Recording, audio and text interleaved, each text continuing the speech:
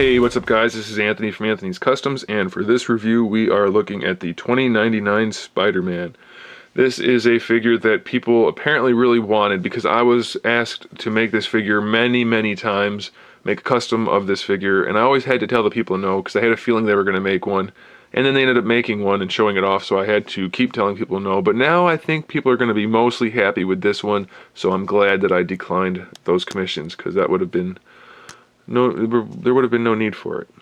So this one, let's look at it. It's pretty cool. He stands roughly 6.5 inches tall if you straighten him out, maybe a little bit closer to 6 1/4. He's made out of this pearlescent, kind of semi-translucent blue plastic. I don't think it's actually supposed to be translucent, but if you hit light on it hard enough, you can kind of see inside, but that's okay. It's pearly and looks awesome, so that's cool. If they could make this red look better, that would have been great. That's the only paintwork on him, and it's kind of not great.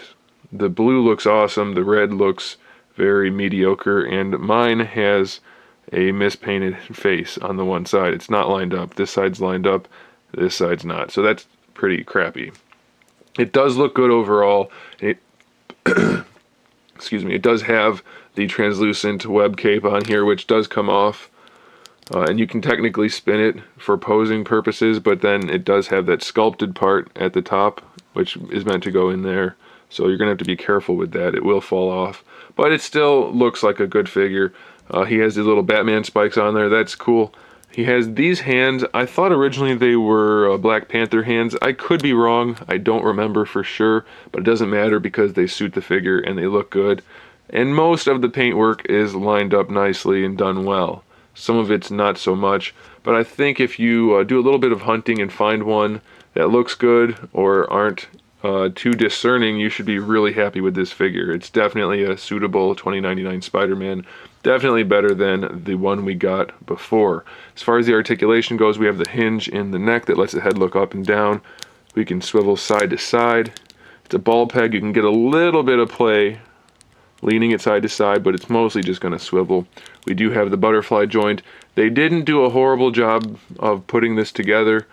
We do have the paintwork continued throughout. My right butterfly joint is in farther than the one on the left, so it doesn't want to work quite as well, but I don't know if that's a universal issue or not.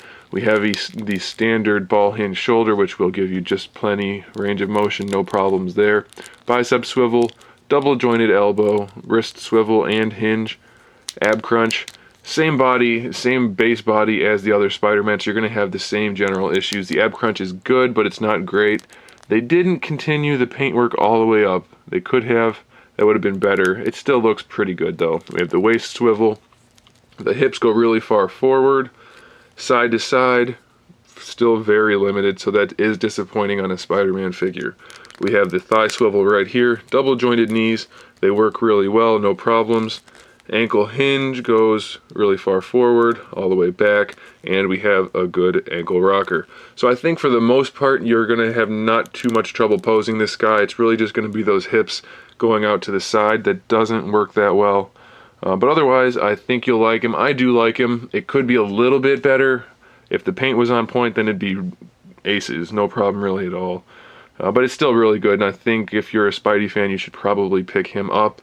You might want to check out Big Bad Toy Store. That's where I got him. I think they will be in stock by the time you guys look, and they shouldn't be out of stock for a while if people don't pick them up too fast. So check them out. I do recommend Big Bad Toy Store because of their good customer service and that sort of thing. It's not just a shill promotion type thing. I really do recommend it. I don't know anybody that's ever had a bad experience from them, so give them a look, see if you like them, and make sure you subscribe to the channel so you can see my upcoming figure reviews, custom figures, and other good stuff. And in the meantime, keep collecting.